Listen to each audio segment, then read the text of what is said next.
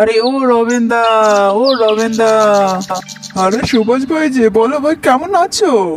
ভালো আছি গো, এই এলাম আর কি গ্রামে ঘুরতে। তা বলো, পয়লা বৈশাখ কেমন কাটলো? আমি তো আমার মেয়েকে এবছর একটা স্কুটি কিনে দিয়েছি, আর ও যা শপিং করেছে কি আর বলবো, পুরো ভরিয়ে দিয়েছি। তোমাদের কেমন কাটলো? না গো ভাই, এবছর সেরকম ফসলই ফলাতে পারিনি, সে কারণে মেয়েটাকে কিছু দিতেও পারিনি। বোঝোই তো, গরিব মানুষ। আমার মেয়েটাকে বলি বুঝলে, গরিব টরিবের সাথে মিশিস না, ভালো লাগে না। মেয়েটাকে বারণ করি তবুও শোনা। যাই হোক, আমার বাড়ি চললাম গো, ভালো থেকো তোমরা।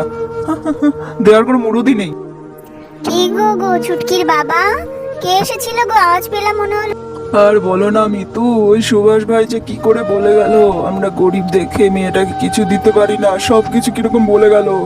তবে যা বলেছি সব তো সত্যি বলেছে বলো। আমরা তো এমন মা বাবা যে মেয়েটাকে পয়লা বয়সে কিছু দিতে পারলাম না। আমাদের পোড়া কপাল, কিছুই করতে পারি না, কি মা মেয়েটাকে বাবা ঠিক করে আমরা। দিতেও পারি না, তুলে খাওয়াতেও নাও পারি না।